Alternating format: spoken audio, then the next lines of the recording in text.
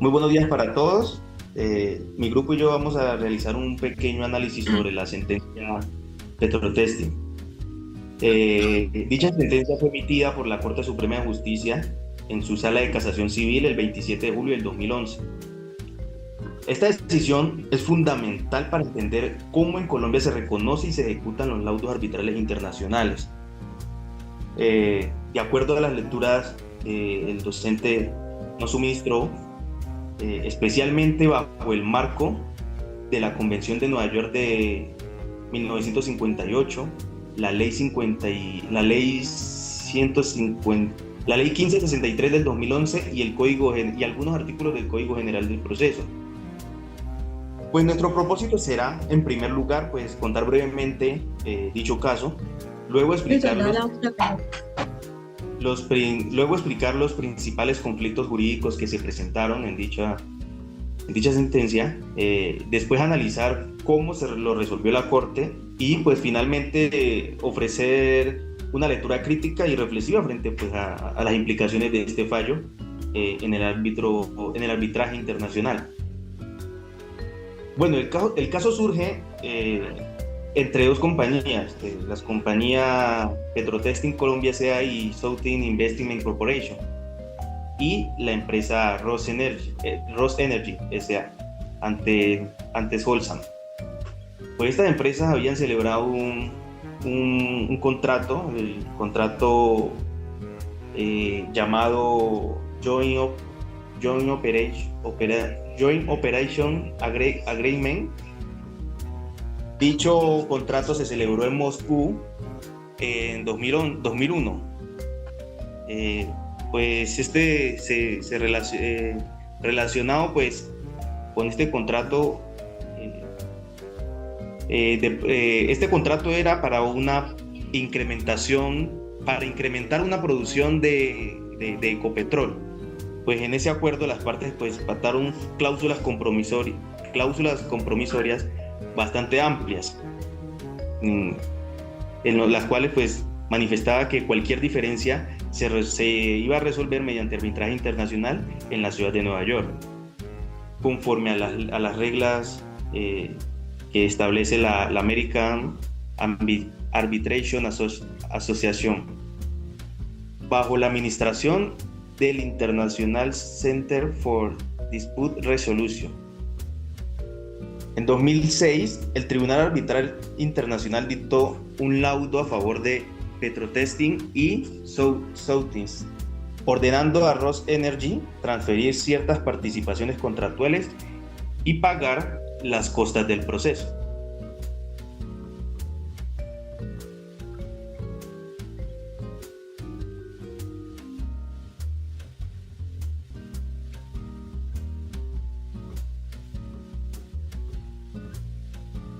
Buenas tardes, hoy yo les voy a hablar sobre la ejecución de ese laudo aquí en Colombia. Para ejecutar ese laudo aquí en Colombia era necesario tramitar el exequatur o el reconocimiento del laudo extranjero. En este caso, Ross Energy se opuso al reconocimiento alegando múltiples defensas, que son las siguientes. La primera es que la traducción del laudo era falsa, era errónea, no concordaba, no era viable. ¿Por qué? Porque estaba mal hecho. Segundo, que había indefensión por idioma y falta de recursos. Tercero, que el laudo excedía los términos de la cláusula compromisoria. Cuarto, que existía un proceso en Colombia sobre los mismos hechos, hace tránsito a cosa juzgada. Que existía un proceso en Colombia sobre los mismos hechos y que el laudo afectaba derechos reales en bienes situados en territorio colombiano. Frente a esto, la Corte se manifestó, dijo que sí debía reconocer y ejecutar el laudo conforme a la Convención de Nueva York y o si existían causales válidas para negarlo. Para resolverlo, la Corte aplicó 3 normas esenciales. La primera fue la Convención de Nueva York de 1958, pues que es la que regula el conocimiento y la ejecución de los laudos extranjeros. En sus artículos 3 al 5, que establecen los recursos formales, el laudo del convenio y la traducción jurada. Y las causales limitadas de generación, incapacidad, falta de notificación, exceso de anulación en la sede u orden público. El segundo es la Ley 1563 del 2012, que explica que en su Estatuto de Arbitraje Nacional e Internacional, sus artículos 111 al 116, reproduce esas mismas reglas y confiere a la Corte Suprema la competencia para otorgarle el reconocimiento. La tercera normativa sería el artículo 605 al 609 del Código General del Proceso, que establece que el trámite procesal del exequatur, pero que debe interponerse en armonía en la Convención y la Ley 1563, perdón.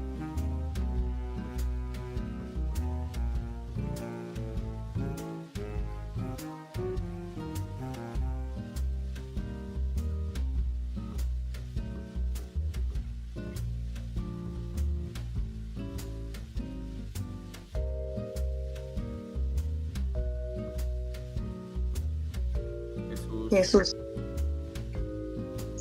Continuando con el desarrollo de lo que están diciendo mis compañeros, nosotros vamos a entrar en la parte de uno de los, digamos, de los conflictos que se generó en este caso, que fue el análisis como un caso de carácter terminológico y conceptual. Igualmente, reuniéndonos entre los compañeros, tuvimos la siguiente pregunta. ¿Debía aplicarse el régimen de exequatur previsto en el Código General del Proceso o el régimen de reconocimiento internacional contemplado en la Ley 1563 del 2012? ¿O podríamos también incorporar la Convención de Nueva York de 1958 sobre el reconocimiento y ejecución de los laudos arbitrales extranjeros?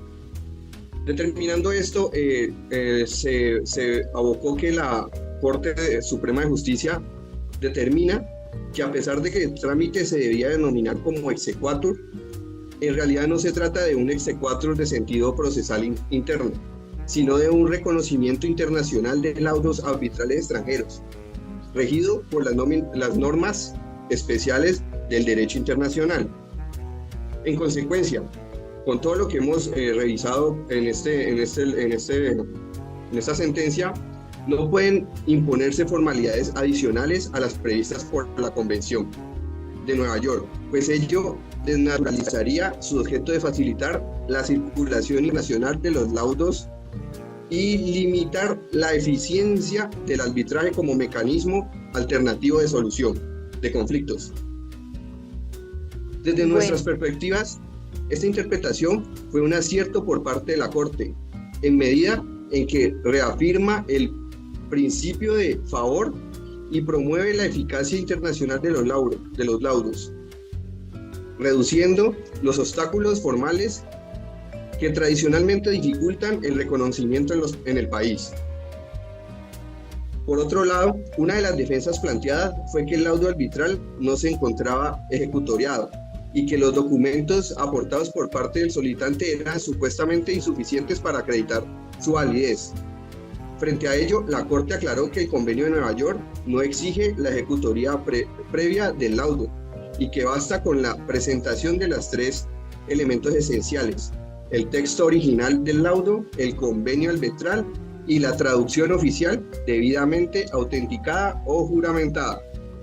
Si bien, valga la redundancia en lo que tuvimos la perspectiva entre nosotros, si bien la postura de la Corte refleja una visión moderna, práctica y pro arbitraje, orientada a facilitar el reconocimiento y ejecución de los laudos extranjeros, hubiera resultado oportuno que el fallo precisara con mayor detalle qué tipo de certificaciones, legalizaciones y apostillajes son necesarios para los documentos que acompañan la solicitud. Gracias.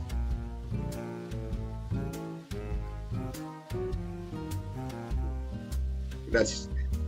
Prosiguen, compañeros. Buenas tardes. Otro punto que tocamos fue que este punto central fue la tacha de falsedad de la traducción. Ross Energy alegó que el traductor modificó el sentido de ciertas cláusulas esenciales del contrato. En este caso, la Corte distinguió entre la falsedad material y la falsedad ideológica y concluyó que no se probó la alteración sustancial alguna. Por lo tanto, la traducción era válida y la tacha no prosperaba. También desde la mirada, aunque este fallo es técnicamente correcto, creemos que los tribunales colombianos deberían implementar peritajes lingüísticos comparativos para garantizar las traducciones para que reflejen fielmente el contenido de los documentos originales y especialmente cuando se trata de arbitrajes nacionales e internacionales complejos. También se discutió en esta sentencia la alegada indefensión por idiomas y falta de medios económicos. Ross Energy afirmó que no entendía el inglés y que no tuvo recursos para practicar efectivamente en el arbitraje. En este caso, la Corte revisó el expediente arbitral y constató que hubo notificación válida y participación, también oportunidades de defensa. En cuanto a esto, por lo tanto, descartó la violación del artículo 5, literal B, de la Convención de Nueva York. Críticamente, nosotros consideramos que la Corte aplicó una revisión formal, pero no material. En este caso, es decir, que verificó que se notificó correctamente, pero no la parte que realmente pudo ejercer la defensa efectiva. Esto abre un debate interesante sobre la efectividad del acceso a la justicia internacional.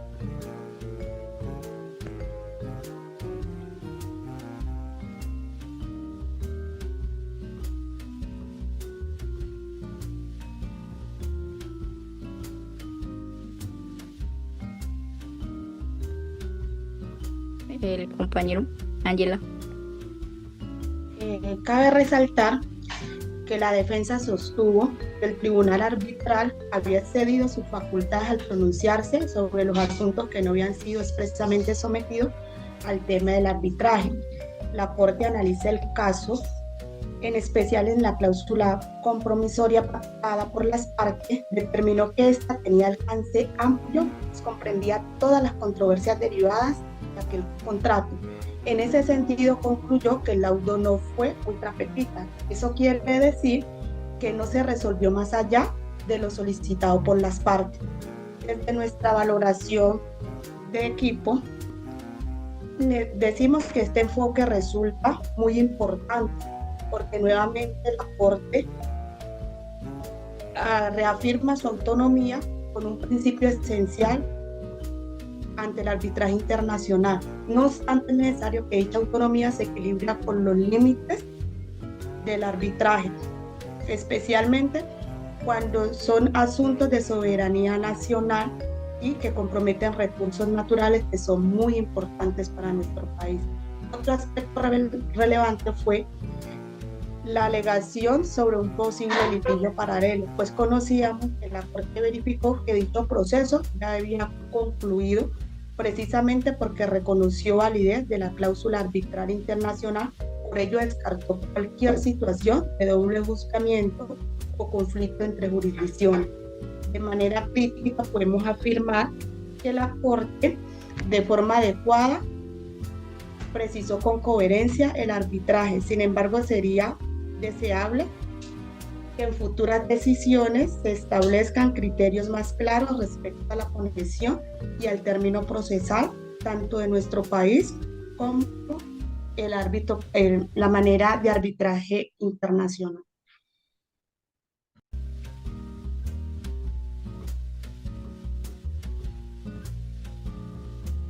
Bueno, siguiendo la idea de la intervención de cada uno de nosotros, claramente el análisis de tanto la sentencia y de las lecturas que el docente nos brindó para digamos, estructurar un análisis crítico mediante la autonomía propia de cada uno de nosotros, sacamos ciertas conclusiones de ello y pues inicialmente es que estuvimos en gran parte de acuerdo en que esta sentencia de Petro Testing es en cierto punto un hito pro arbitral, pues ya que confirma en cierto punto una relación directa de la Convención de Nueva York, pero a pesar de eso prioriza en cierto punto la eficacia internacional de los laudos y de igual manera los consolida en nuestro país, comprendiendo o comprometido pues con una cierta cooperación judicial, no tanto en lo nacional, sino ya pues obviamente en el ámbito internacional. De igual manera, consideramos de que ese control judicial debe ser en cierto punto excepcional, o sea, casi perfecto, puesto que la Corte no solo interviene, la Corte solo interviene cuando existen causales claras de denegación, puesto que se respeta en cierto punto la autonomía del arbitraje y por esas acciones que se evitan ciertas revisiones de fondo. De igual manera, digamos, concluimos que aún existen retos en cierto punto prácticos, puesto que, por ejemplo, en materia de traducciones, que era una de las cosas que se alegaban en esta sentencia, también una defensa efectiva, los litigios paralelos, el sistema y una necesidad de mayor precisión técnica y probatoria, puesto que esos vacíos fueron los que llevaron o por ellos fue que se acudió a este litigio. De igual manera, este fallo decimos que también consolida una apertura internacional al derecho colombiano, puesto que en cierto punto representa un avance hacia la integración del arbitraje internacional con los principios del debido proceso y el orden público, ya el orden interno en nuestro país. Esta sentencia en cierto punto pues simboliza un paso efectivo de Colombia hacia una justicia arbitral globalizada. El mensaje de la Corte, todos estuvimos de acuerdo que fue muy claro, pues que en Colombia los laudos arbitrales extranjeros se reconocen y claramente se hacen cumplir, salvo que violen principios esenciales de orden público, de derechos fundamentales, que ya en varias oportunidades los hemos nombrado. Y pues que claramente con cada uno de ellos pues se refuerza la confianza internacional y en cierto punto se demuestra que nuestro país honra los compromisos siempre yendo o actuando bajo el convenio o la convención de Nueva York. Entonces esta fue la intervención de cada uno de nosotros. Esperamos hayamos cumplido con los parámetros de que nos brindó el docente para la realización de este taller y que pasen una feliz tarde. Muchas gracias.